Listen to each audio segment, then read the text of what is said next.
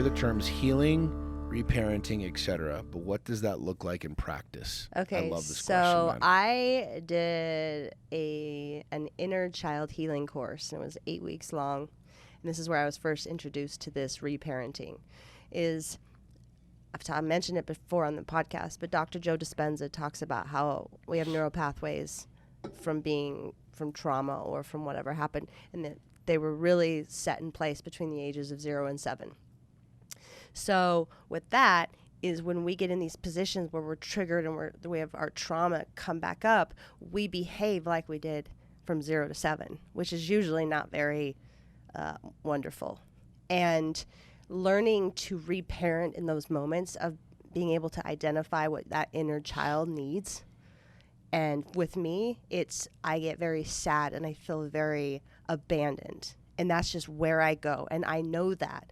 And so in that space, I've learned to do, there's meditations around this. You can look them up on YouTube, on Spotify, about learning to talk to your inner child. You know, with me, it's like it's all about safety. Because truly, it sounds nutty. Like you're like, I'm talking to myself. You're safe. You are loved. You are safe. But it's a real thing. Yeah. And that has been a game changer for me because my nervous system takes me down a rabbit hole really, really, really fast. And that's just what happens to us. We're wired that way. And to also have forgiveness and know that like we're wired that way, and to make a conscious choice of an effort of learning to rewire those neural pathways. And it's all about, to me, reparenting, but holding that space of knowing that like your inner child is throwing a tantrum. It's being able to step outside of yourself and talk to that child and comfort that child and give it whatever its needs are, because like you very rarely can meet those needs. And it's not really ever going to come externally very easily. No one ever is going to be able to show up for that little child like you are. And it's our responsibility now as adults that have had inner child issues, or that I think most of us do. I don't know anybody that doesn't have this. But it's our responsibility now to be aware of it and to go in and reparent and comfort and make that inner child feel safe. That way those times of high tantrum are lessened, or at least you're more conscious in the state of it happening. Good answer. I hate all those terms. I know you let me do. rephrase that. I don't hate them. I dislike a lot of these terms of inner child and reparenting and all this other stuff. Like, I'm a lot more like linear. I'm a granular kind of a guy. And I don't take anything away from what anybody says, with any Joe Dispenza, what you say. Like, what you just said is absolutely fucking brilliant, because it's true. I like to bring everything down to a super granular level where it's like, I didn't like this as a child, so I'm going to do this as a parent.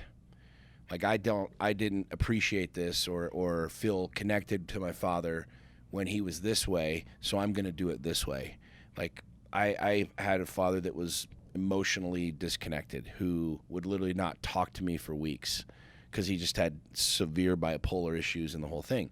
So I literally go out of my way to communicate with my children so that they know where I am, where I know where they are, where we're connected, even in a place of chaos. I mean, my daughter and I, you know this, are very much alike, and we butt heads quite a bit. But I will never let a moment go by where there is that disconnect of emotions, of communication, of anything, because I experienced that as a child, where my father would not explain things to me. He wouldn't talk to me. And so you can call that reparenting, redoing this, redoing that. I look at shit as just doing it the way that I want to do it as a father.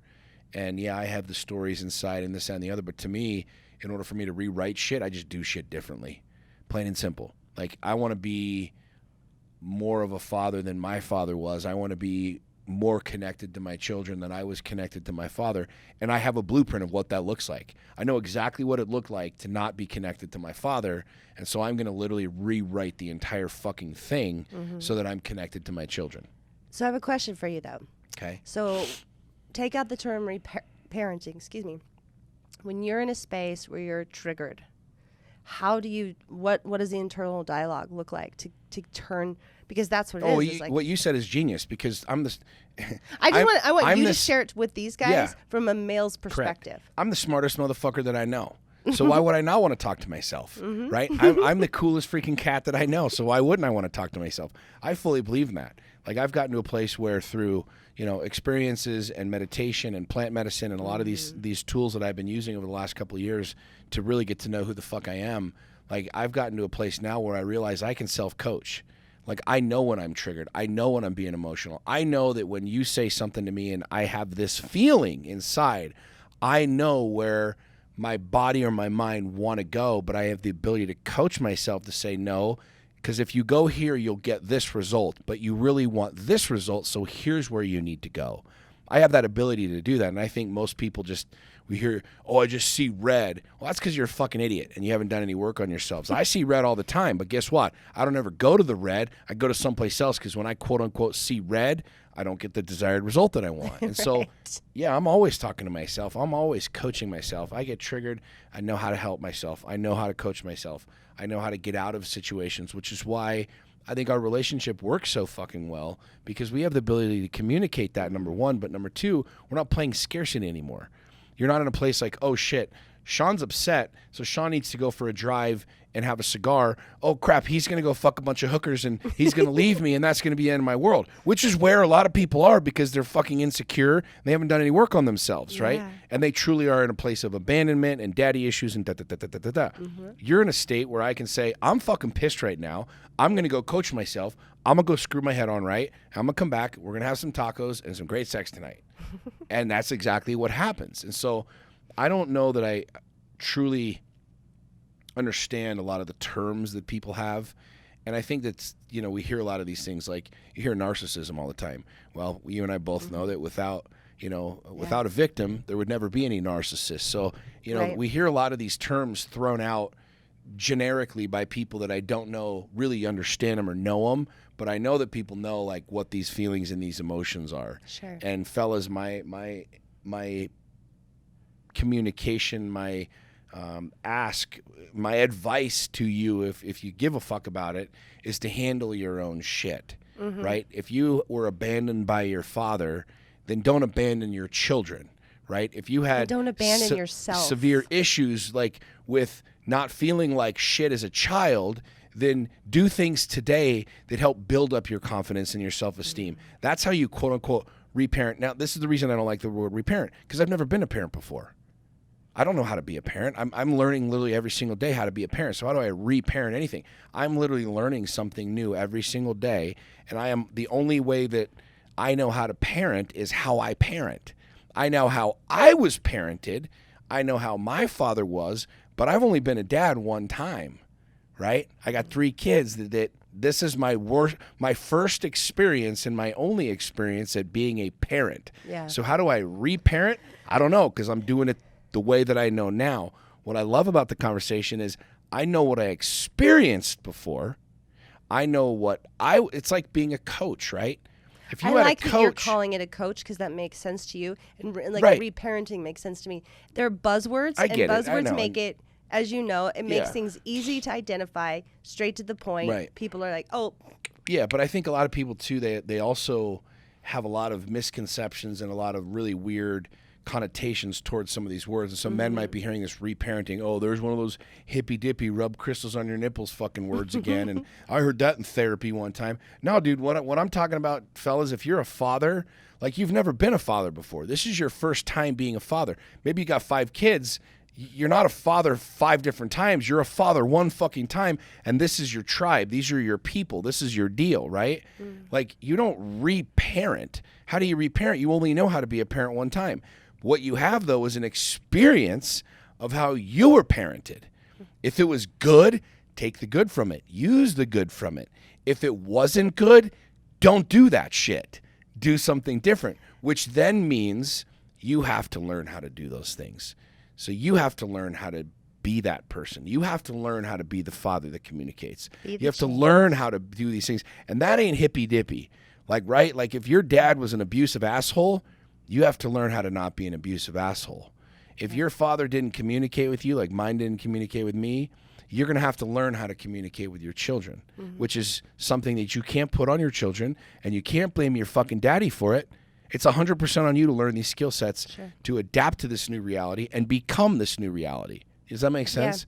Yeah. And I love this because we're both kind of sharing in a different way, but I just clicked in my head that like it's true. I parent my kids in a way that like I needed to be parented. So that's the reparenting, but I include myself because all these things you can self-inflict. Yep. And it's like if I don't want to do it to my children or me at any given point in time. There is a book. It's called How to Do the Work. And it's very, very, very clear and to the point on this topic. So if you really, really need some inner coaching, inner reparenting, it's a huge question, though, man. Book. And I think it's a very, very powerful question because we hear this all the time. You want your kids to be better. I want to raise my kids better.